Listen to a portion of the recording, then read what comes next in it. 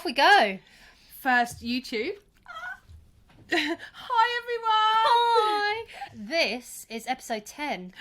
Can you believe we made it to episode 10? No, I can't. But I think that it's exciting. It's well exciting because also I feel like now that we've got to episode 10, it's like it's a little bit of a milestone. Yeah. We've had nearly 300 downloads. It's mad, isn't it? Isn't it? Mm. And also, we were saying earlier that it is just for fun. Like, we get so much joy from it. Yes. But our work is so manic. It's busier than it's ever been. We're both stressed beyond belief. We're both so overwhelmed. But we're like, hi, can we carry on with our podcast? But it takes so much time, but we love it. Literally begging our husbands that are pleading with us, you're on the edge. Yeah. What can we do Martin to make said to me earlier, doing too much, James. Doing too much. And I was like, yeah. Fine. But we can't give this up. I don't want to. No, and I had exactly the same conversation with Matt this morning, which was, I love this, and I'm not giving it up. Mm. And he was like, yeah, I know. They're both on board, which is fabulous, isn't it? But it is episode 10, and we are doing something a little bit different. Well, we're giving out a lot of value as well, aren't we? That people pay a lot of money for the stuff we're telling them, I think. Do you think so? Yeah. And I was speaking to my friend KG earlier. Yeah. And she's a coach, mentor in the beauty space, does brilliantly from it, and she's very, very good. Put her in the show notes. We'll put her in the show notes, yes. But we're going to get KG on because she is the person that it also gives loads of content. She does her own podcast, but she does... What's the word? She gives so much value to people and she really cares about other people's success. Yeah. But on the flip side of that, she's still going through exactly the same as we're going through. The overwhelm and those big feelings, and she's juggling being a single mum, 2 small children, you know, and she's incredible. So we're going to get one. I love the fact that some of the feedback that we've had is, you've made me feel less lonely. I know. We know who you are. Yes. And I said that to my sister this morning, and she was like, I can totally feel it. I can totally feel it. I just feel like to be impacting others, which is our why, isn't it? This is exactly what we wanted to do, make other people feel less lonely, that are going through their own journeys. I know you love that word. Whatever that may be, to just say, it's all right. Yeah. It's a bit shit. But also... But over the other side, it's getting really good. Yeah, come and celebrate with us. Come and celebrate the success with us. And I must apologise. Like, the episode last week, I was fucking Debbie whinging. Downer over it. Oh, dear. Jeez Louise. It was a tough one. We were both feeling it, weren't we? We were both really struggling, but you were... It was bad. I wouldn't say you were bad. I think you were just in a bit of a negative space, weren't you? Really whiny. And I think it was the next day I said to Negative Nicole? Negative Nicole. She does exist. She's Neggy. there. You know. Neggy Nick. Have you been and a nickname was born. Brilliant. Fucking Have you love never it. been called that before? No, I've been called Rain Cloud, though. Oh, have you seen... You know why? What? Because I've got a face like fucking thunder. Oh, have you seen... Oh my God, what's that cartoon? Oh, this is a great story. You know when you forget the start? Is it that one? I always forget the name of it. You know when you've got the cartoons and it's all the different feelings and they're in a ball and they get... What's it called? And the balls Inside go... Out. Inside Out. You know, the lady that's like really sad. Yeah.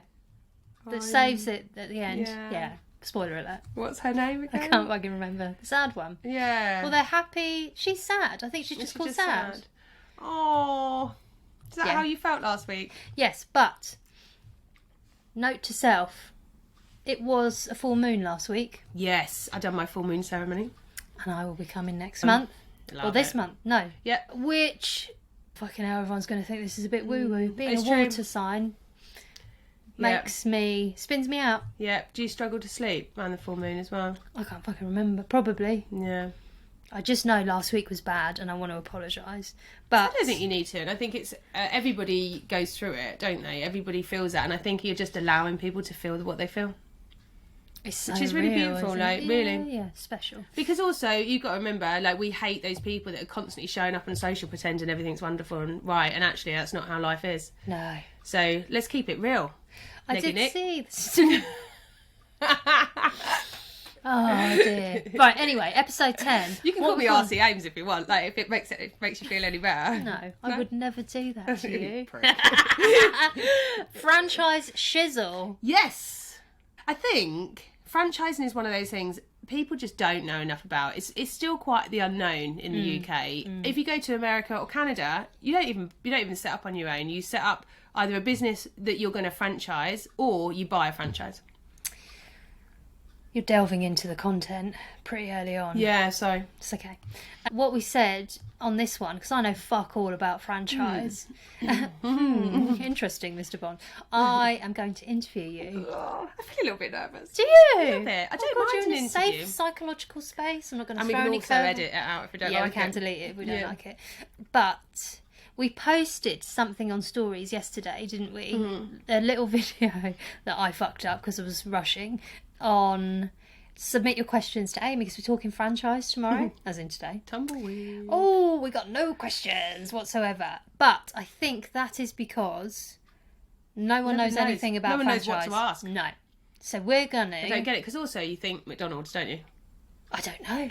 Let's find out. It'd be great to. I really want to pick your brains actually because you are the all-seeing eye in the land of the blind right now. Yeah, and I absolutely love franchising. I love what it brings to the world, to the economy, to people. I love it, love it, love it, love it. Brilliant.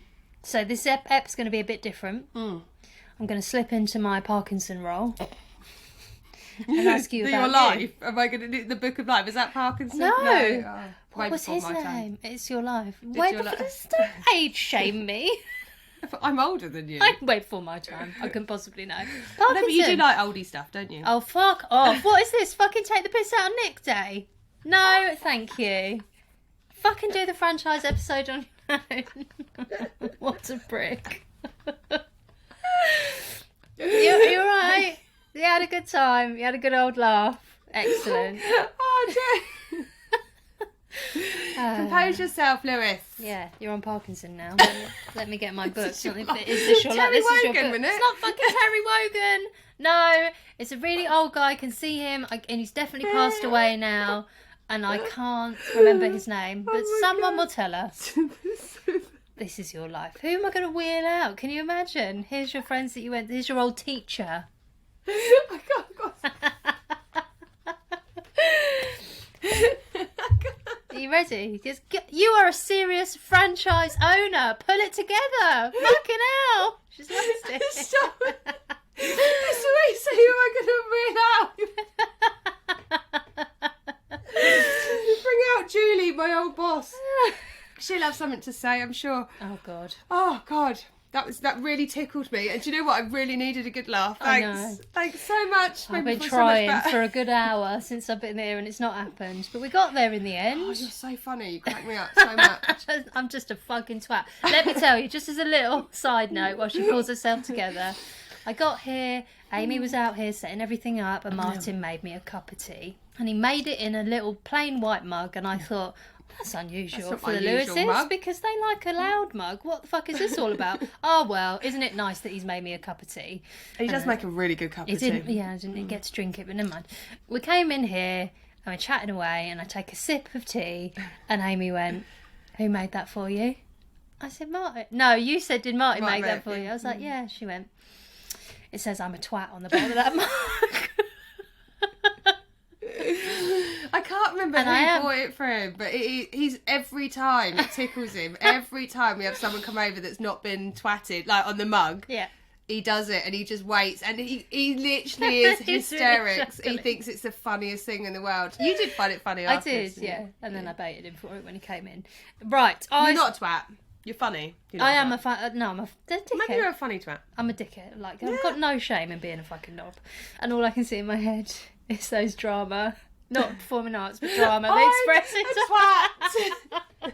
Right, franchise, Yes. Shizzle. Yeah, let's be serious. That's the thing though, isn't it? Everyone thinks franchise is like very serious and corporate and... I don't know what I think. I think you are the only insight that I've got into franchise. Is it? Yeah. Is it? Isn't it? Yeah. That's exciting. So, let's kick it off with... What the fuck is it? Franchising is a business in a box. That's the best way to put it. So you're buying a model that already works to run your own business under a brand's identity with their systems and processes that make it work.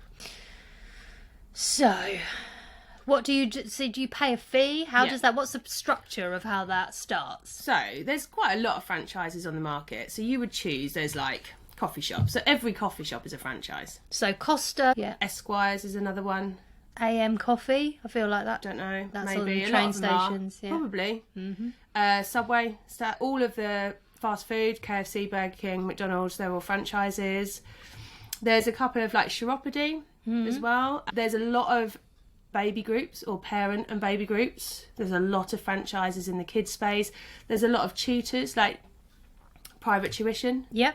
There's a lot in the care world, care company. So basically means like you choose an industry and then you would pay the franchisor. So franchisor is the owner of the brand. Franchisee is the person buying. Thank you. Yeah. So you would pay the franchisor a fee. So that would be your franchise fee initially. So mine is $24,995. It ranges. You can buy like a man in a van type franchise, which would be $7,000. You could buy the massage company, which is like 200. You could buy, there's coaching businesses. You could buy, they range. Just depends on what you're getting for your money. Coach fee. Action Coach is a franchise. And that's actually quite an expensive one to buy in because the profit margins are so much higher. So Because it's service, because it's B2B and Yeah. it's there's minimal cost that you can put in that. It's just about the brand. Yeah. Exactly. So it all depends on what you're buying into and what you're getting for your money. Right. So for us, we have within that $24,995, you have your license, which is basically to use the Moos branding. Yeah. So I own all the trademarks. It's all my branding. It's all my idea, everything. Now you also get, because we are a bricks and mortar business, you would get my support to help you find a premises, as an example. We would help you negotiate. We would do all your recruitment with you, training for the new team and yourself, business training, management training. All included in that price. Yeah.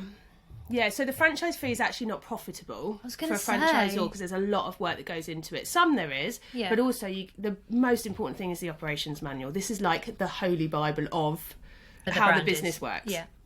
So it is like a guide to how to run that business. So in our, I mean, I don't know how many hundreds of pages it is, but it took me a year to put together, and it's got an SOP for absolutely everything: how to deal with a complaint, how to What's book an SOP, SOP? standard operating procedure. Thank you. So it's how to book an appointment, how to deal with service, how to deal with staffing, what to do, everything. Yeah. Also talks about decor guidelines, shops, like what size you need to look Wallpaper. for. Wallpaper. The bane of my life. Where to buy your furniture. So if you bought a Starbucks, which is actually a really hard franchise to buy because we're going into something else which is called master territory, but there's a massive company that owns a huge master territory. So then they own, say, certain 5 or 6 counties in the UK. Yeah. They can set up as many franchises as they want, and they run it as the franchise element for those counties. So But you still must, because of the license and because of the top of the chain, you still must have to adhere to that. yes, ops exactly. But manual that way. master franchise is Starbucks for that area. So Yep. then the franchisees buy from that company rather Yeah. than Starbucks. Wow. Yeah, so that's a whole different ball game. But with Starbucks, you would basically get like a brochure, and it would say you need to pick 20 chairs for this size. You choose from this brochure. That's how much it's going to cost you. Yeah. And a lot of franchises work like that. Mine's a little bit different because I want everyone to put their own stamp on it. So ours is all second-hand, upcycled, recycled, Yeah. or a bit mismatch. So Yeah. I like them to put their own stamp on it. So my franchise fee doesn't include the setup of the salon. So they would, if you were a franchise or Franchisee. sorry, you'd pay the fee, get access to you, set it up, recruit, train. But they would be responsible for the fit-out costs of Yeah. that premises and the deposit and all of that. So you get some franchises like massage company. I think theirs is a total cost of like four to 500 grand maybe. What the fuck? Why is it so Because much? that includes all fit out as well. So they're looking for 20 treatment rooms in a location. So they will find the location in the area you're looking for and then fit it out included in that as well. Jesus Christ. So yeah, ours is about 60 to 70 all in. Yeah, okay. But presumably throughout that process, But you're that there doesn't on come to hand. me. Yeah, but you're on hand throughout. Yeah, me and my team do the recruitment, do the training, do everything. Yeah. It basically takes all the pain out of the stuff that took me 10 years to learn. So, Going back to posting the story last night or yesterday and not getting much traction, I think franchise has got a bit of a brand reputation. It lacks any reputation in the UK, right? But if you go to somewhere like America, everybody will have a franchise. and now the shoe being on the other foot, for me, after setting up Wildbird and going through that pain, like you've just described, still going through that pain, it makes complete sense. Yeah. But I didn't learn about it until I was an established business owner. And that's the thing. And I feel like if people want their own business, there's a lot to learn. And there's a lot of excitement of setting up your own business, but you can still have that. The difference with a franchise is it's a proven model, because they wouldn't be able to franchise if it's not proven. Yeah. So you're I mitigating would so write much. the business plan based on my actual figures. Yeah. I have a connection with the bank so that you get a higher lending capacity because it's a franchise. We have a prime example is I've got someone that's interested in one, and she hasn't secured a location, so you'd normally pay a deposit to secure a location. She hasn't chosen yet. She's got like 3 or 4 that she's thinking about. And I sent her this shop. It's in Hampshire. I sent it to her like a couple of weeks ago. It is beautiful. It's perfect for mirrors. And she contacted them, and the landlord or the agent has got back to them and said, we've got 2 offers on the table. Landlord's just deciding. He's waiting for figures and forecasts and all of this. So I'm really sorry. She messaged me and I said, put your hat in the ring. She was like, what do you mean? I said, contact them. Tell them you're a franchise. You're buying into a franchise. It's an established business with 6 salons. Successful. It's been going 10 years. Yada, yada, yada. Yeah. Finance is sorted. I can turn around a business plan in 48 hours with your actual figures based on our actuals. Yeah. And she was like, what do you mean? I said, because from a landlord's perspective, You are better. we're a safe bet. Yeah. Really safe bet. That's why the banks lend more. Because it's a proven model. They've got access to our bank accounts. They've got access to our operations manual. They know how it works. What happened? Well, we're waiting to see if we can get a view in tomorrow. Oh, fucking hell. Yeah, so I might be driving down to Hampshire first thing tomorrow. Wowzers. Yeah, so it might move really quick. But she was originally like, oh, I don't know, it's gone, don't worry about it. And I was like, nah. We do not give up. We like don't that. give up, because that's a perfect premises for mirrors. But also from the landlord's perspective, if he's waiting for an accountant to send through forecast figures, I can do you a business plan on actuals. So much more attractive to a landlord. So it's all like really safe. Franchising, I have some statistics for you. Hit me up. Yeah. 90% of franchises are making a profit. What? 90% of franchises are actually making a profit. That's fucking huge. Yeah. Yet less than 1% of franchises fail per year. That's way less. Yeah, this is Franchise UK stats. This is like legit. Approximately 60% of non-franchise SME startups fail within 5 years. Give me the figure again. 60% Oh my fucking god. of businesses that start alone, not franchise, that start on their own, will fail within the first 5 years. So remember I said to you before, it's a massive figure of people that fail. Yeah. So can you imagine 60% of startups, everyone going, I want my own business, this is epic, this is what I'm reading the book for. Yeah. 60% of those people that are really excited about their business will fail in 5 years. Yet 90% of franchises are making a profit and only 1% fail per year. That's massive, isn't it? So what do you think the barrier to franchise being more successful in the UK is, or being more like embedded into the way that we structure our businesses? Because people look at it and go, well, why would I pay you rather than set up on my own? I think the Brits can be a little bit stubborn. When Americans are like, I just want to be really fucking successful, so just let me pay the money because I can see how much profit you make. I want to get there and I want to get there quicker. Yeah. When the Brits are like, well, I could do it myself. Why would I pay you? The amount of questions Stiff I upper get lip. is like, I get it all the time. Is what do I get for that 24,995? And I'm like, well, I could list it all for you. Plus, it's taken me 10 years to create this entire brand. So if you want to do that, it's cost me probably $100,000 to get to the point I'm at. More. Yeah, and time. Yeah. But it's cost me an absolute shitload. Yeah. But you're going to pay 24,995, get put on our booking system immediately. We set you up. You go on our website. You don't need any of that aggro. We've got an app that people book appointments through. You just go straight onto. All of this, you can get to our 5-year mark within 2 years. by buying a franchise. So yes, you could set up as your own Nicole's Nails. That's quite a good name, actually. Can't fucking do them. Yeah, you could set up doing your own, but it's that catapult to get you there. But also, you know, we talk about this E-Myth book because it is absolutely sensational. And when I spoke to KG earlier, it was her first business book that she ever read, which is why she franchised her business. I'm kind of a bit fearful to read it, stepping out of my Parkinson role just for a second. Yeah. Because everything that you've just said just now makes me want to, like, it's such a great deal. It is, because you get to where you want to quicker. But you've got a lot of technical people. So, me, being a beauty therapist, lots of people going in to create a beauty salon are great at what they do. Doesn't make them great entrepreneurs or great business leaders. Yeah. They just become very busy working in their business. They've taken something they love, create a business out of it, but then end up being a slave to their business. This is me right now. So, what this book is teaching, I didn't realise it was about franchising actually. However, I'm halfway through now, what it's alluding to is, if you aren't buying a franchise, which you should if you just want to have a business, if you're not doing that, you should be having your business and working to get it to a point that it's franchisable. Yeah. Therefore, it's a legit business, which I love, because it's so true, because then you're not playing small. And that's what they do in the States. They either buy a franchise and run it, or if they have that more entrepreneur about them, they create a business and a brand and franchise it, like I've done. Tell me about your journey to being franchisor. So it was actually my bank that suggested it. Really? My business manager. Yeah. I wanted 10 of my own. I've spoke about that before. Nearly lost it all after 2.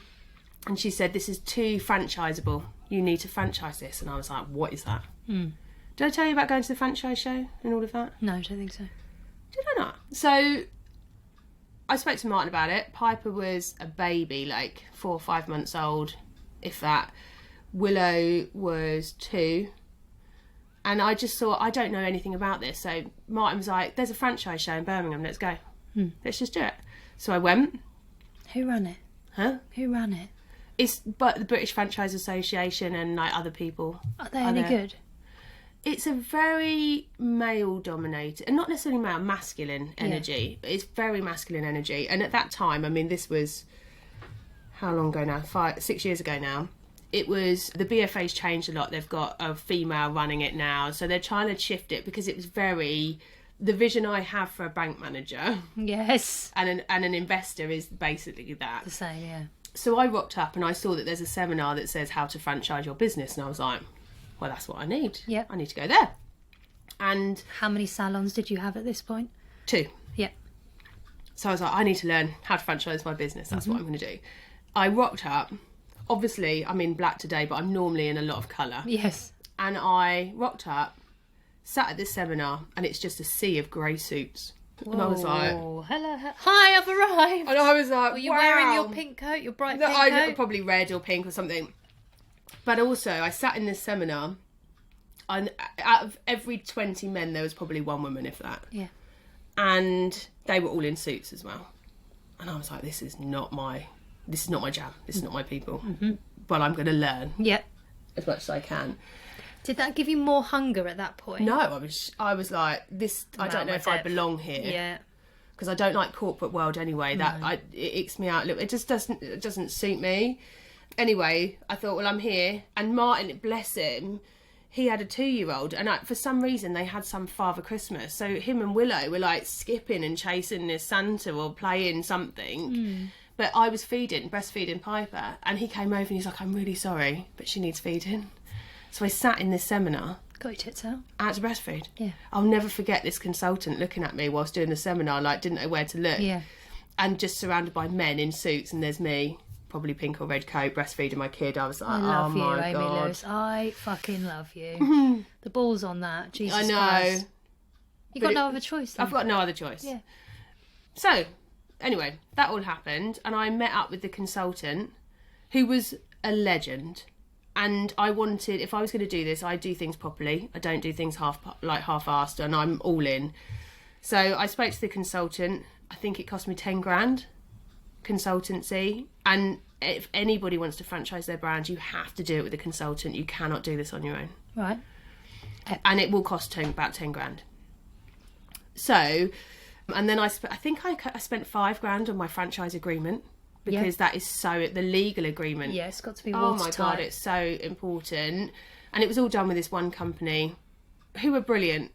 And they've done like Subway and all these other things. So they knew what they were talking about. Can I ask you an intimate question? Did you finance that at the time? I got a business loan from Moos to do it. Right. Yeah, so we ended up, I think we knew that we wanted to grow. So we got a bank loan, I think it was about 40 grand Yeah. to So you finance dipped it. in. Because although I needed to set up this franchise element, I also knew I needed stock and merch to sell to the franchises. Yeah. So I needed to increase my stock holding, Yeah. create all of that. So yeah, that's basically how it went. Tell me about It took me about a year, but I was on maternity leave when I set it up. the first one. It was a client of ours. Right. Yeah, so she was a client of one of my Farnham manager, Joe. She was a client of Joe's, and she'd been a client of Joe's for years. Every time Joe went to a different salon, she just followed her. And she was a nurse, and she was working in Frimley, and she worked in like respiratory, Yeah. the respiratory ward. So her Moo name is Matron Moo. Oh, love her. And she's still going? Yeah, yes. So her 5 years is up in September, October. 5 years. Yeah, but she went through COVID. It was a really tough time for her. She's had it harder than anybody else, because she opened her franchise salon in October 2019 and then closed March. COVID. Fucking Yeah. hell. Yes, it's been That's really not tough for enough her. to get up on. No. And she also had bank loans for it, and then had to get bounce back loans. Oh, God, so to cover the... Oh, bless. So she's really struggled. She's still surviving, and I support her as much as I possibly can. But she was my pilot, so she got it half price because I needed to test that it worked. Yeah. So although I tested the model to see if it worked from like one town to another being remotely managed by me, I needed to test that the franchise worked, and she was willing to take a risk, but for that risk she got it half price. And when was number 2? Number 2 was Gigi. She was one of my staff members. She actually launched mid-lockdown. You know that time when we had to lock down after Boxing Day for like 6 Local weeks? lockdowns, yeah. We'd opened and she'd found this premises in Godalming. And I remember saying to her, we need to have like a bit of a powwow about this. Do you want to hold off until this is passed? Or do you just want to push that fuck it button and go for it? And then if it closes, but just make sure that you put in your business rates in. Yeah. And then if there's any grants, you get it. And she was like, nah, fuck it, let's go for it. So she opened the 5th of December and then had to close the day after Boxing Day, but we only closed for 6 weeks. But we managed to get her business rates application in time, so she got the grants when she closed. So she was fine. Yeah. And then I had Vanessa next. She is in Petersfield. She's a client of ours. She was really annoyed with me that she didn't know. She doesn't really read emails and stuff. Yeah. And she was really annoyed that she wasn't the first. Oh. Yeah, really. She still tells me that to this day. And then, so she opened after lockdown. And then Kriya opened Newbury last year. And she found me on Google. She found you on Google, so Yeah. she's completely... No connection at all. She's a nurse as well. And she knew that she wanted a franchise. She's got a care company. Her husband, they made a decent amount of money in lockdown, like providing care privately. And then she's just an incredible businesswoman. And her husband invested in a Hit Zone franchise, a gym, like the HIIT workout one. Yeah. He invested in that, and then she knew she wanted her own. But they would keep it together as like the 3 businesses together. So yeah, she contacted me, and we just hit it off straight away. I wouldn't work with someone that I'm not going to get on with, because we're going to be working together for 5 years minimum. Yeah. So you pay that franchise fee, the $24,995, but you get 5 years for the license, and then you can renew after 5 years. What other fees are involved back to the franchisor? Nothing else, or is there... So we also then bill 5% of net revenue. Right. per month. Okay. Yeah. So we the do fee 5% plus at the 5%. minute. We will need to implement a marketing Yep. MSF. MSF is management service fee. Right. Because originally I was doing it because my own salons, I'm doing it anyway. Mm-hmm. But eventually it's not sustainable because I'm actually doing twice as much work as I've ever done for marketing. But it's for all salons, so yeah. I mean, I've got Yaz doing emails constantly and it's for the whole group, so... That's mad, isn't it, really? Yeah, it needs to contribute to that salary and to the work, the overheads. What else? What have we missed? I don't know. Yeah, that's the only fees, but they buy their products from me, but they get them heavily discounted, so they get the best quality products, but at a discount rate, which is on their best interest. And then as a franchisor, I make sure that we all work succinct. And then if we're buying from suppliers, there's a discount because we're buying as a group type thing. That's down to me to make sure that they all get the best. But you train them, so you're talking technical training for the beauticians and for everyone in the team. Yeah. What other training do you do? Management training. I do it once a year at the minute. It's like 3 days, but I'm going to be doing it twice a year because it's getting busier. Is that normal for a franchisor to offer that? No. Why do you do it? Because I give a shit. I want them to succeed. And I want us all to manage. Like the management is my background, my knowledge. And there's a lot of sharks out there. There's a lot of people just after a quick buck, and I've met so many of them. But I'm in this for the long haul. Yeah. Like, and I want them to succeed. I've said before, my biggest fear is overselling and under-delivering. Yeah. So it's my job as a franchisor to make sure they are successful. They have to do their own. Like, you can't just buy a franchise and then sit on your backside and go, well, I've bought a franchise, why is it not working? You have to be proactive. You have to support your team. You have to grow, nurture, deliver great service, all of those things. But if I can help them by training their managers and their assistant managers and their senior therapists so that we all work collectively as a business, they're going to be more successful, aren't they? Which in turn helps me. But also, the more successful they are, the better revenue they have, and then the more franchisees will look at it and go, that's a really, really good business model. I'm thinking a couple of things. One, and I know I asked it earlier, but surely we need to lobby government to get franchise more on the agenda of business. Yeah, I think the business so. Economy. Because there is a stat about how many billion it brings to the economy. Yeah. It's going to be substantial because you've got the foundation there and the blueprint to be able to rinse and repeat. But a lot of people still don't understand it in the UK.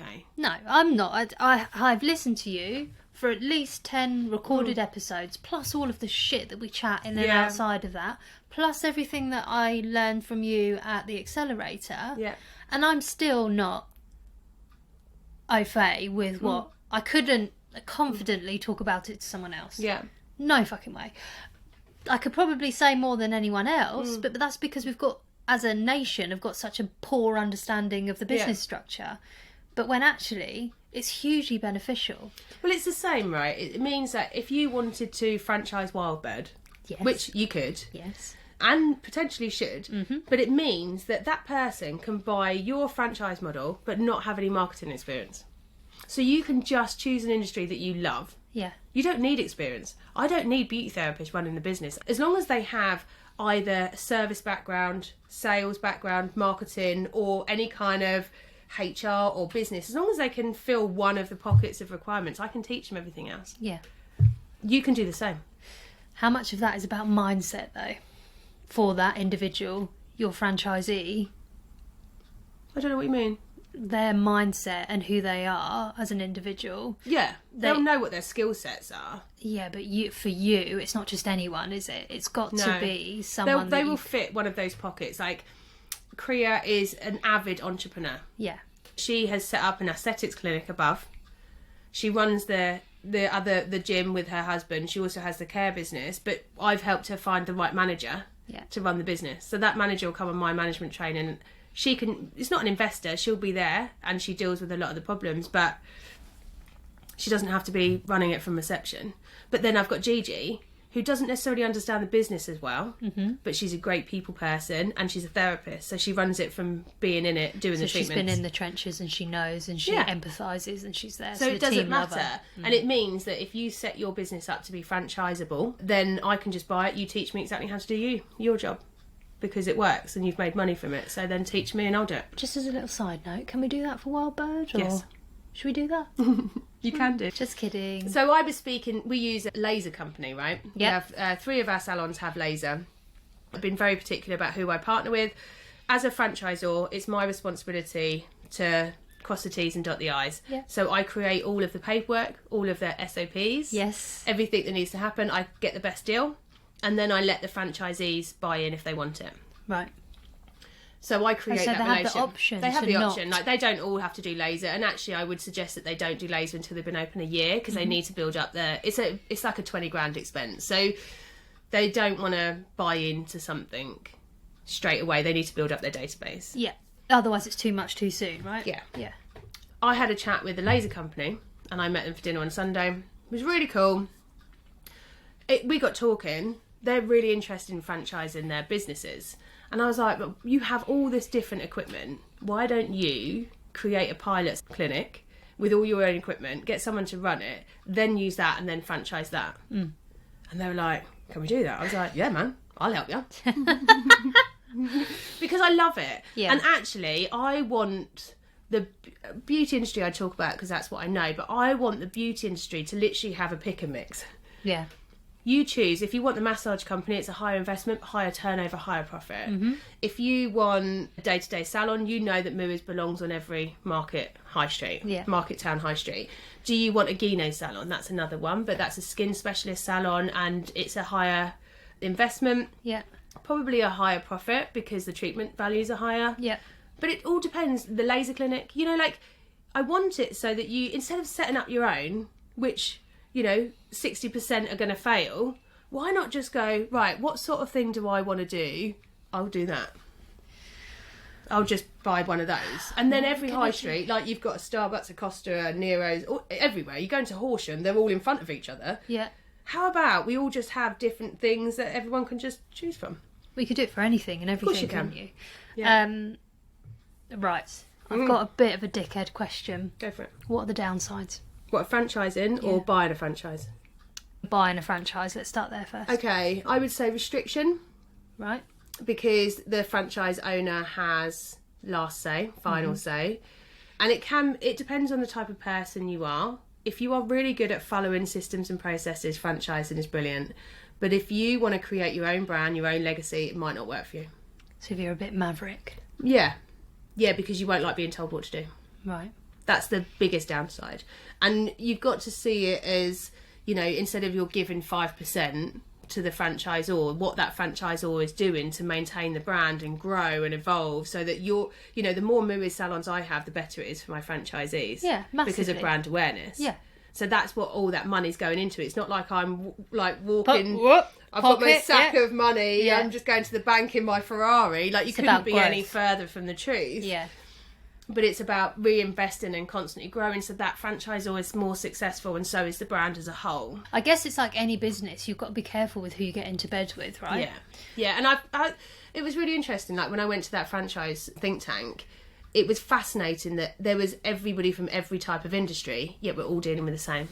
Yeah. All dealing with the issues. same problems. It's the same as business owners, though, isn't it? It doesn't matter what business, what industry it is. Yeah. There's always consistent themes with what those challenges are. Yeah. Yeah. Yeah, and there will always be that franchisor that's not pulling their weight as much, but there will always be somebody that sat back going, well, you told me I'd be successful, so why am I not successful? There will always be something. To me, can I offer you a reflection back? You sound like a hugely flexible franchisor. I am, yeah, to my detriment sometimes, and I have been told off about it. There's a few things, because I met with Tim last week. Oh, yeah. Hello, Tim. I'm going to put a proposal together, and I'm going to hopefully have him mentoring me. So Feel the excited. fear, yeah. It is really big. It's a big, hairy goal, but, you know, I think it will be really valuable for me because he knows franchise better than anybody I've ever met. Yeah. And he really wants to see me get there. Yeah. But he was questioning a few things, and he was like, you know, do you not want your salons to be a lot more of the same? And I said, no, you will never get me to change that. No. And actually, that's a USP for me. Yeah. I don't want my salons to all look a replica of each other. Okay. And I don't know if that is really unusual in the franchise space, because everyone looks at me and goes, whoa, what's the point in the franchise? And I was like, but if they put their own stamp on it, surely they'll be more invested in their own business. But also, if you get it right, which you do, if you're a Moo, you buy into the brand anyway. Yeah, and I sign off all wallpaper, sofas, chairs. I sign it all off. Yeah. I want them to have that fun, that creativity. That's the best bit. It's so much fun, Yeah. and I want them to be excited about it. Yeah. I don't feel like the excitement is just from a booklet or a price list or whatever. Yeah. So I will never change that. But also, how can I be a trailblazer if I follow what everyone else is doing? Oh, you've got to do it. Look, So everyone's there's- over there and you're going, right, fucking hell, it's over here. And I think that's like ignorance is bliss, isn't it? And I Yeah. feel like when you don't know so much, Yeah. it's actually quite a nice place, because I'm like, why are you doing it all like that? Why is everyone doing it the same? I'm going to try something different. It's really empowering. A little bit, yeah. So when I asked about flexibility and how open you are to that, what I'm hearing is I'm putting myself into the shoes of being a Moo and wanting to be a franchisee. Yeah. The biggest appeal, because I know you, is having direct access to you. That won't last though. Because it's not scalable and not sustainable. Yeah. And Tim said this to me last week. He said, when you get to 20 franchises, they're not even going to know you. And I was like, what? What do you mean? What do you mean? And he Well, went, we'll meet once a year, won't we? yeah, he Surely. goes, when you do your conference, you'll swoop in, do your bit and go. And I was like, whoa. Yeah. And he was like, you need to be prepared for that, because you cannot be on the phone. He goes, you will always be there for your initial franchisees, because you won't get away with it and you'll want to. Yeah. And he said, but when you start selling 10 to 20 a year, those franchisors are just going to know you vicariously or through your online training or whatever it is. And when I told KG that this morning, she was like, that really fucking excites me. Yeah. I was like, I don't know how I feel about that, but Yeah, but that's because you've all... because I'm so in it, I'm so Yeah, operations. and it's all you've ever known as well. Yeah. So... Because I don't want to. I want to look for the properties. I love all of that. But then I'd love Martin to do that as well, because he's really good at it. Well, the thing is, you've got wonderful people in your team at the minute. Yeah. And everyone is going to be with you throughout that entire Yeah. scalability. And I really feel that this is. I've always had a really close team, and I always manage. Like, I would never make a decision on my own. If it's a big decision, I would always involve all the franchise partners, because I don't want to make a decision about uniform on my own. Although it's fully in my right, it's in my franchise agreement, I can do it. buy-in, yeah. I just want them to feel like they're part of something. I don't want them to just be told what to do, because then that would piss me off. But then I would be the worst franchisee. I don't think you would. I think you're doing because yourself I'd want to try and make it my own, or do like my But own way. you've got the flex in Mooies to do that. You kind of have, but that's why I've created a franchise, isn't it? Yeah. Yeah. And are you open to having master franchise as well? Master Yes. franchise? Am I using the right lingo? Yeah, well done. Thank you. Master franchise is a way of getting it to other parts of the world. Yeah.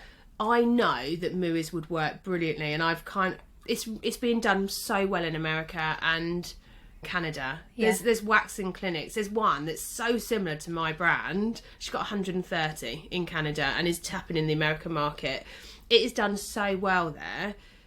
I really want to go to Australia, New Zealand, South Africa, because they're the same as the UK in the respects of they're kind of just learning about franchise. Yeah. So you want to hit the curve. Yeah. But there's hardly anything in the beauty space. I'm sold. Are you? Yeah, and we've never really spoken about this to this depth. So one, can I buy a franchise, please? I would love one in Bedford. Um, I want to. I can go. I I just have like to do my own. I just want to play that back. It wasn't. I would love for you to have one, Nicole. That was. I think you've I'd got love one in Bedford. I would love one not- in Bedford, but you've got too much on your plate. Like, Let's No. just add another thing. yeah, So say that the perfect Moo franchisee is sat in the comfort of their own home, listening to this yeah. right now. They don't know you, Mhm. not very well. This is the first time they've heard you. Yeah. What are the 3 top tips that you could possibly give them right about now? If they're considering how, because a lot of people that buy a franchise don't even know they want a franchise. They just know they want their own business. So they know they've got that burning desire. They want something for themselves. But this is really good for people that are a little bit dubious or a little bit unsure of themselves and their skills. So their risk profile is slightly different. Because you literally have your hand held throughout the entire process. So you're also told when you're doing it wrong and right. So those people that have been employed but know they want their own business, this is a banging solution. Franchise. So what would you tell them? 3 things. First of all, I would do some research. I think that is the most important thing, because you need to find out what it is that puts that fire in your belly. What sort of business would you want? Is it an admin type role, because you can buy like call centre franchise, for instance, a PA franchise? Do you want to be on the road doing window cleaning? There's plenty of them. Do you want a salon? Do you want something creative? What sort of franchise do you want? The next is know your figures. So understand what you've got, because you can't set up a business without your own income, without your own investment. So you need to know how much you've got. How much do you think were you willing to put? I'm really putting you on the spot. But are you willing to put a figure on what you need to rock up to the table with? Yeah, like for Moos, it would be about 15-20 grand. If not more? No, because you could get funding for the rest. So 15 to 20 grand base pot of your own. Yeah, maximum. Because the bank will lend you 60 to 70% of what your overall expenditure will be. So what's the minimum you could rock up with then? Yeah, about 15 grand potentially. Right. Okay. But it all depends on the type of for ours. Yes, this is for Moos specifically. But if you've only got 5 grand, you can still get a franchise, but it'll be slowly. It'll be a smaller franchise, so it would be a man in a van type franchise, or it would be more of an admin, or like one of the Busy Liz's is a franchise. The kids clubs. There's Stagecoach is a franchise. Rugby Tots. Yeah, all of them. They're all franchises. So you just need to find your thing, your niche. What is it that excites you? What is it you're really fucking good at? And then go, I'm really good with people. Brilliant. Now where does that go? And then how much money have I got? So they're the 3 things: research, figures, and what the fuck do you want to do? Yeah, because it's not, there's a franchise for everybody, and it's just knowing what really excites you. Like, if you have a vision for the next 2, 3, 4 years, what do you want to be doing? And also, how much time can you put in it? So I did some research before we started today. Yeah, of course I did. It's really important. Like this, I wanted to make sure that I was also nervous before today, because I want to ask you really like open-ended, valuable questions that are going to make a difference. So I started researching franchises. God knows what cookies I'm going to be served. If I'm served none, then that tells me that there's another massive fucking opportunity, because no one's doing it. But is there a way? Can we put in the show notes, do you think, these are the best places for you to research? British Franchise Association. Just go there. Do you know what? It didn't even come up on page 1. Yeah, it's shocking, isn't it? I'm not registered. I'm not a member with British Franchise Association yet, purely because I'm not quite big enough yet for the money. It's really high investment, and I don't really know what I get for that yet. Yeah. And I know that you can get a lot of support, you can get access to legal, you can get access to forums and all of that. Yeah. And also I'd like to do my franchise qualification, my QFP. Nice! Yeah, I'd like to do that, but that's with the BFA. So that's all on my radar, because I really want to mentor people in the future to franchise their own businesses. That's another element, because I'm so passionate about it, and I think there's so much room for growth. Yeah. So that entrepreneurial person that creates a business as a brand, not just a business to work as a sole trader or have a small team, but that person that sees something massive, franchise is the best way to do it, I think. Because then you can still get all the good feels about running your own business, but support other people making your money with your brand. Like, oh God, it's so sexy. I love this. It's so nice to see you, like, truly in your own element. I know. I could talk about a franchise forever and ever. And I really want to help the beauty industry understand it, because I just see so many salons opening and closing because they're technical people that are really good therapists, but there's nowhere to go for business training in the beauty world. Nowhere.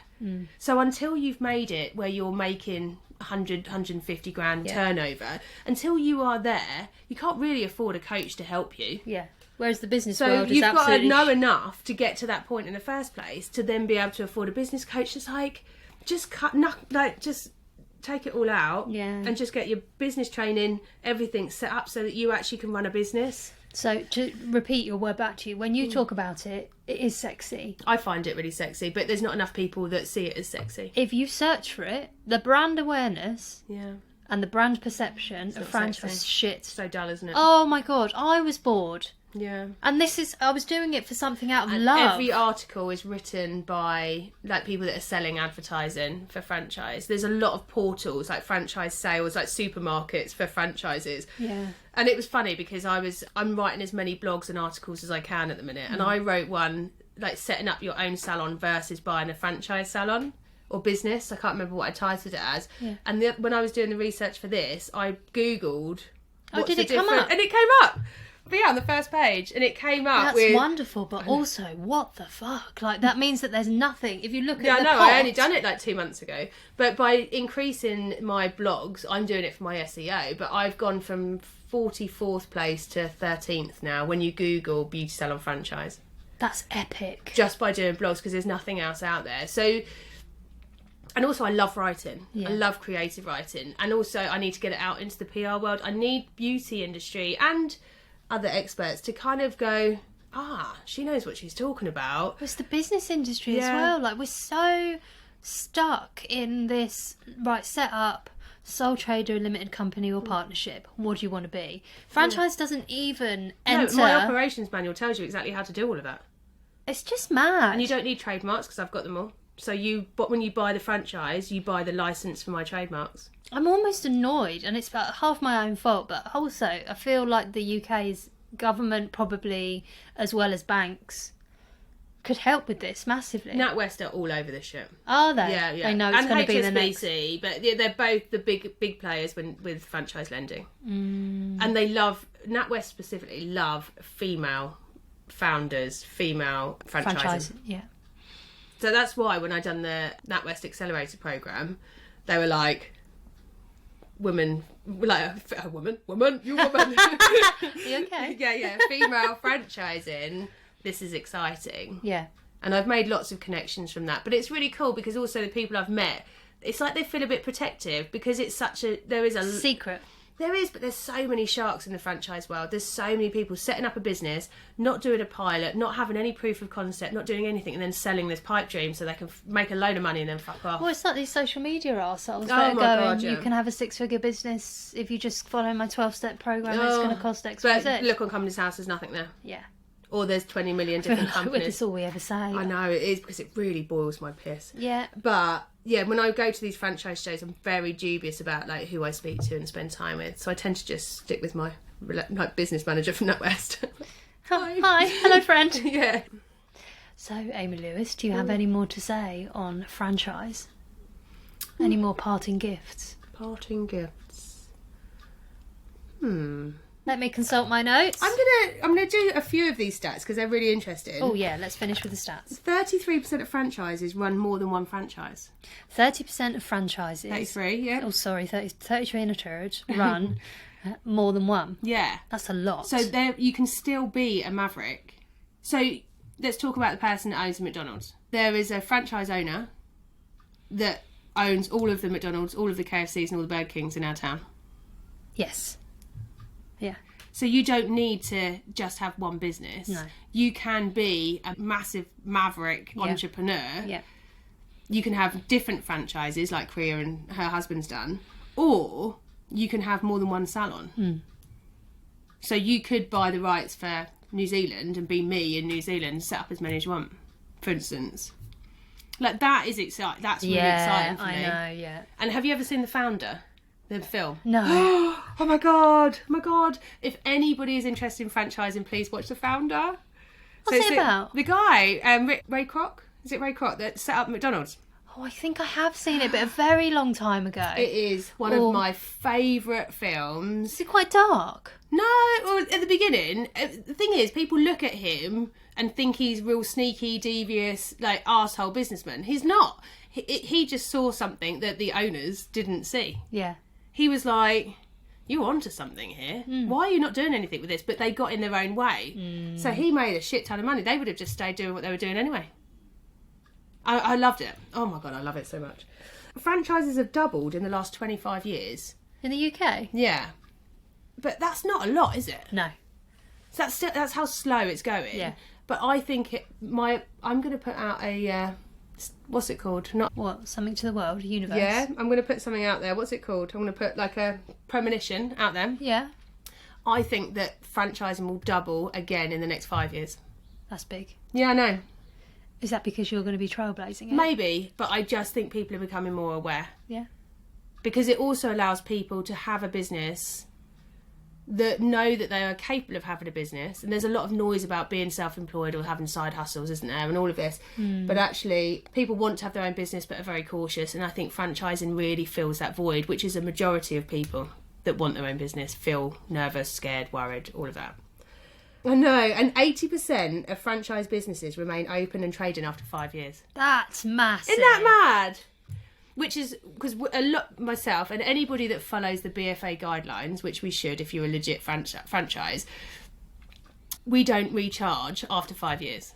So you don't pay your franchise agreement again after 5 years. Oh. Do you know why? Why? Why?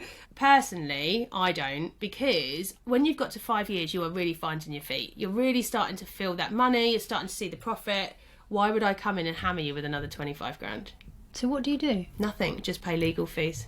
Carry on. Have another 5 years. Because I want them to succeed. But that is a BFA guideline. So if you are looking for a franchise and they are trying to charge you after 5 years, be careful. I know, right? Because how cool is that? If you've made your money and you're like, yeah, I'm excited. I want to do it. I want to carry on. And the relationship's going 25 grand? By the way, it's going to cost you another 25. Because also you've done it all. You don't need any of my time anymore. If you want to get another franchise, so we do discounted £5 grand discount on further franchises because you don't need me to do half the work anymore. Yeah. I can still support you, but you don't really need me now. So have it cheaper because it's not going to take me as much. But also, another beautiful thing about a franchise is that you can grow it and then sell it. Yeah. So you're creating something that you can also sell as a going concern. It's an asset. Yeah. It's an asset. And then I just sign off the next person. I don't get anything from that. I just get my franchise fee. Yeah. So continue. So you could pump it for all it's grow it, worth. have all that exciting stuff and then sell it. So you're creating an asset and making a profit and then you can sell it afterwards. And just to talk about Moos slightly more, you've got come in as a franchisee, but then you've got your product, your training, everything to enable you to run that bricks and mortar as best as you possibly can. You give them the platform for success. Yeah. That's epic. I know. But it's so exciting and that's sexy, isn't it? It is sexy. But then also, if you put that into, relation to your business or anybody else's business, you can see it in a much bigger scale, can't you? Oh yeah, my brain has gone. This is what Don't play small. Don't play small, but also still very nervous to read the e-myth now that we've spoken about this. Thank you. You're welcome. You have been fabulous to interview. Oh. Here is the book of your life. Who are you going to wheel out? Julie. Julie from Centre Parks. Bring her out. So, that was it. Franchise. Franchise Shizzle. I know, right? I love it. I could talk about franchise forever. Oh, I loved watching you open up like a little clam for the second time. Not a flower, just a clam. No, it's clam, yeah. Is it? Yeah. Amazing. Are you going to We're going to do any highs and lows, ups and downs? Of this week? Yeah. Yeah? Go on then. Oh. I don't know, I'm too tired. Can you go first, please? Sorry. Where's that deflect button? Yeah, it totally was, wasn't it? No, okay. I can give you keeping it real, Mama. Yeah, come on. I've had what day is it today? Wednesday. Yeah. It's been a shit start to the week. Literally. Yes. Yeah. Yeah. I was on training from Friday to Sunday at the weekend. Which was good. It was epic. And it is. I am actually allowed to talk about I feel like it. we need t-shirts that say it's epic. It we is. Say epic. We do say epic. I We know. say epic all the time. I know. Yeah, we should. You are epic. My brain. Yeah. Neon hoodie. So I did. I spoke about this last time that I was on training. I was a secret squirrel, couldn't mention it, but I can actually talk about it. I was on training with a client, and that client is Richard Stone and Gemma Stone, who run Project Management Blueprint, and it is all about how to build and develop property the right, compliant way. And they're It was fucking eye-opening. Genuinely eye-opening to sit the course. And the point of me sitting it is so that I can get into Richard's head, because he's the presenter on the course, and understand, really get to grips with the content. So I sat the whole 3 days. Fabulous. Wonderful to flex the learning muscles in my brain. Really, really cool. Friday, Matt's parents had both Eddie and Hope. Eddie's usually in nursery, but Matt's mum wanted to take him out so she could have both of them together, which was wonderful until half an hour after I dropped them off and Hope started vomiting everywhere. Fine. We thought that it was just mucus because she's really like bunged up at the minute, really snotty.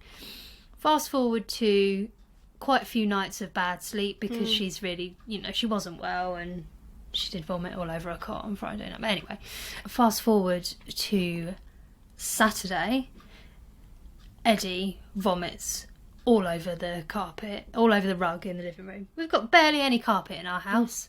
We've got one that's fucking white and grey. What a knob. He vomits all over. Did it come out? Yeah, I think so, because I did the dishwasher tablet over the saucepan thing. The saucepan, anyway. Then what happened? It was all a bit of a vomiting blur, wasn't it? Matt's mum and dad were there. They just popped in to drop something off. They were there at the same time when he's sick again. So now I'm thinking, right, fucking brilliant. We've got definitely a vomiting bug. And now Matt's parents have got it as well. I feel really guilty about shit like that. You know, the shit that you can't control that you worry about unnecessarily. That's me, dickhead number one over here. So that was a bit naff. And then fast forward to Monday, Eddie's off school because we need to give him the full 48 hours. Hope's gone gone into nursery because she was clear. Matt gets up.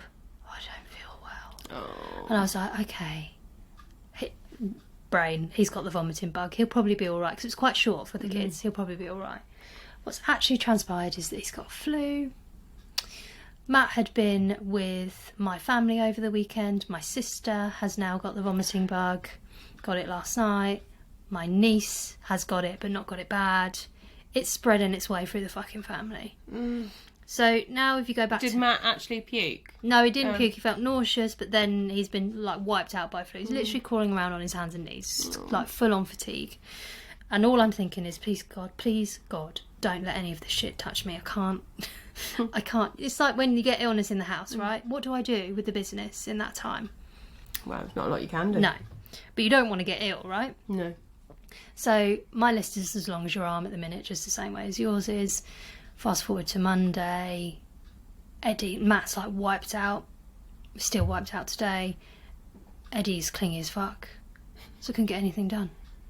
Oh. And now I'm in residual sleep deprivation and to-do list dep. But it's fine because I'm filling up my love cup right about now. I'm not getting anywhere on my to-do list, but I'm really happy. It doesn't matter though. Like, there's things. Yeah, I'm behind on stuff, but everything's actually manageable. I'm not as overwhelmed as I was last week. I'm just a little bit tired. So it's been a bit low-ish. Yeah.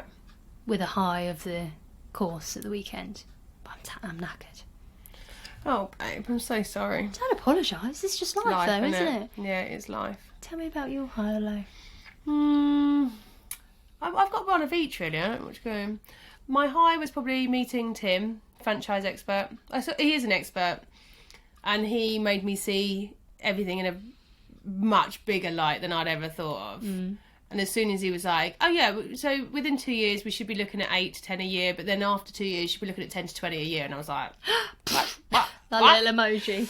Mind gone. Yeah, exactly. And he was like, you say your strapline is every market town needs a Moos. How many market towns are in the UK? And I was like, I have no idea. He goes, I'd say that's probably your first point of call. Put that in your business plan. I was like, oh, God. And then my low is based on business plan, really. Kind of. You know, the minimum wage is going up. Oh, so stressful. I get it. I get why it needs to go up. I totally understand cost of living crisis and all this. I just feel like, the fuck are we doing? So... minimum wage is going up by 90. Well, how much is it? 10% or something. It's £1, basically, to national living wage. I've always paid national living wage, higher than national living wage. But now I am actually going to have to just pay my living wage, Yeah. which really pisses me off. Challenges your Because- values, yeah. Also, we will all, I think I've said before, but we'll do a price increase alongside minimum wage going up. Yeah. Because we have to cover it. Which is annoying as hell, because clients see a price increase and think you're just rolling, back to my More Ferrari. profit, yeah. Oh, she goes back to the bank again. Yeah. Do you know what? I'd done the calculations of how much that increase in pay with the staff that I've got across my business is going to cost me. Do you know how much it was? Cool. 25,500 grand. Based on their current rate of pay. More than a franchise fee. 25,500 grand. So now I've got to calculate all of my services from last year, how many I've done of each, which is easy. It's reporting. Amazing Soph will help me with that. Amazing Yaz will help me communicate. Amazing Soph will do the research. And I need to pull a report of every treatment we've done in both salons, put it together, and then what the increase is, and then how much that will drive. And I have to find a way of covering 25,500 grand. But it's not just 25,500, because then I've got the on costs, the national insurance holiday. That's just the wage, isn't it? The wage Just the change. wage. And I'm really angry about it, because I get it, people need more, they need to earn more. But what's the But government there's doing? so many businesses, we are so stretched. We're paying off loans because we were told to close, Yeah. and we were told to get loans to survive, and now we're paying them all off. And now we've got to put the pay rates up. And if you, what is it? Like really high percentage, isn't it? Like 80% of the economy is driven by small business, small, Yeah. medium enterprises. Yeah. But how many businesses are going to have to force closure because they're not going to be able to put their price up enough to cover those salaries? And corporation tax has gone up. I mean, I'm not going to be I'm not even going to be getting to the point where I'm paying corporation tax. To But be the fair. squeeze on businesses. Yeah, but also what's really pissing me off is that my revenue is going to go up because I'm putting my prices up, which means I'm paying more VAT. Yeah. So where's the money going? So I can't outprice myself, otherwise I'll have no clients. Mm-hmm. So we're putting our prices up to cover these costs of staffing, but it's not.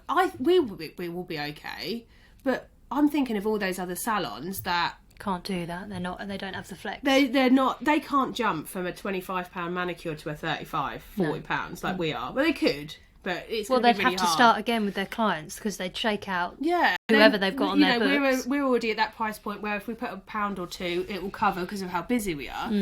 But for those businesses, those shops or whatever that pay for people to run it, everything's going to go up. So is this? I don't understand economics as well, But is this why we go into a recession? Because businesses are forced to close because they can't afford to pay the salaries that they're being told to pay because they can't afford the loans they've been told to get. And then we have this massive stage of unemployment because there's no jobs. Like, is that what happens? Because the businesses can't afford to employ the Yeah. people. I don't know. I don't. Also, not very good at economics either. I find it fascinating, but you kind of think, who is it that's making these decisions? I know. Yeah, quite Because often. you just think, yeah, it's great. All the people will get more money. I love you for that. That's amazing. But the people that are paying it, we are so squeezed. Yeah. We're so stretched. We're still paying I don't know, fucking what's it called? Business rates for not getting anything. We don't even get our bins collected. Nothing, just to be on a high street. Like Yeah. why is that still in place? Yeah. I know. Isn't it madness? And it's Yeah. like, let's squeeze these businesses that bring in 80% of the economy as much as possible so that they all go bust and then everybody just sits on no money at all. Like, Yeah. I mean, maybe that's what's going to happen. Maybe we all... Do we need to get you into government? Do you think? Oh my God, I just wish there'd be people running it that actually understand what small businesses run like, Yeah. Yeah. Because it's so hard to make money anyway, to have a living. But when decisions are made for you, you No kind of like, control. who's there speaking for the actual businesses that this affects? Because who is it that's there going, yeah, let's just put minimum wage up. Oh, and let's just charge this. And everyone else will just have to put the price up. Why is there no one there going, but then all the businesses are going to go bust, you fucking imbeciles? It's not funny. But But who is your there? approach is funny. Who is there going, why are you all so stupid? I don't know. There's got to be a better way. There has, but it's highly likely that we'll have a change of government this year, right? I know. It's annoying that we didn't even vote him in. Anyway, I don't like talking politics. It's true, isn't it? We're stuck with all these people making fucking decisions for us. Like, bah! And that, my friends, that's was what you call a rant. That was a full-on rant. I feel better for getting it out. Yeah. But please, we need somebody that's there going, Who's talking sense? who's talking sense? Well, it's like Pregnant and Screwed in the childcare. Yeah, because all my staff are like, I can't even afford childcare. And I was like, welcome to the world. It don't matter how much you're paid. They're still in the same situation. Yes. Fuck. It's so expensive. Welcome. I mean, it's all changing now. I'm so annoyed about I that. know, as well. there's lots of people that are, but little hope will get access. I'm really pleased for you. But also, fuck you as Fuck well. you. I spent £1,500 a month to put my two in 3 days a week. Yeah. I know.